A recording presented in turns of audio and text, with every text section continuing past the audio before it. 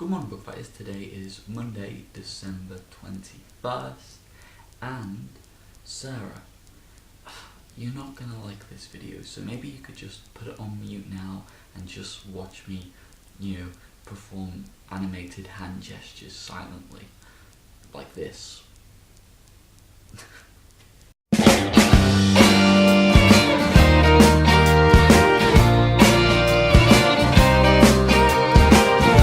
So this week I read A Wrinkle in Time, and as you can see, it has post-it notes in it, which means that, inevitably I had a lot to say about it.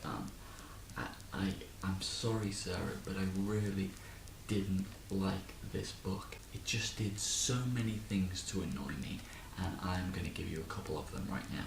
Firstly, I want to start off by saying that I think Madeleine L'Engle is a really beautiful writer, and that is really evident in passages like the following.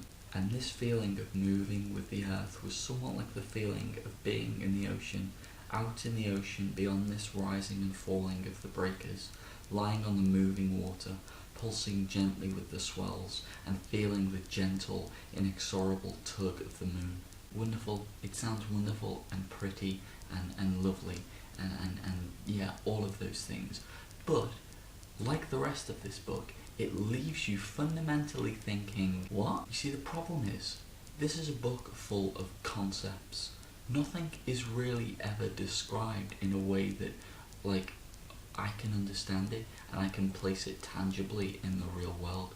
There's nothing in this book where I can say, yeah, I've experienced something like this, or this is like something else. Everything is so abstract that, for me, there's no substance. I should explain that this book is about a young girl called Meg and her brother Charles, and they're being whisked off away to other worlds, but to find their father. That's pretty much and they do this by wrinkling through time, hence the title, A Wrinkle in Time. So as I said before, this book is just a series of concepts, and it never explores them. It has such potential to, it touches on really fascinating ideas, but doesn't go anywhere with them. For example, at one point when they're wrinkling through time, tessering it's called in the book, they arrive accidentally on this planet that's 2D, and they can't exist there. And that's such a fascinating concept. It's interesting, even just thinking about it and mentioning it. It's interesting, a 2D world. What is that? What does that mean?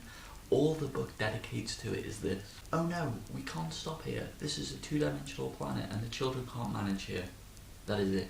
Not why they can manage, not why they can't, nothing. It just gives you an idea and moves on. And for me, it just feels like this book isn't fleshed out. It's just like the bare bones of what could be a great story. Another thing that annoys me is that a lot of the time Madeleine L'Engle will use the fact that we are human and unable to comprehend certain things as a reason for not explaining them.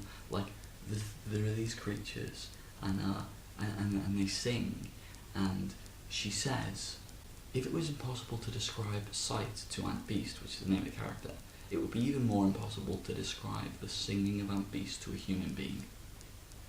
So she doesn't bother. It just says, okay, you won't understand, so it's fine, we'll just leave that. It was better than you can understand. Well, then how can I relate? Surely the big fun in reading is relating concepts in books to what you know and explaining them. If she can't explain them, then what is she doing telling me this story? I just really didn't like this book. I'm sorry, Sarah, it annoyed me, and I can see why you would like it. There are a lot of sentences in this book that I'd be like, oh my god, that'll be a beautiful painting, or that idea would make a brilliant film. This concept would be great, this concept would be great, fantastic, but ultimately just not explored. Just like I said before, the bare bones of a story without the flesh. Like I suppose Avatar without all the 3D and special effects. That's what it was for me. Okay guys, I'm going to have to keep this short because I have to be up tomorrow. I'm going up to Scotland, where my mum lives, and I'm going for Christmas, and it's going to be wonderful, so I have to go to bed now. But next week I'll be reading Inkheart by Cornelia Funk, ergo Julia's Request. And Lauren, I'll see you tomorrow.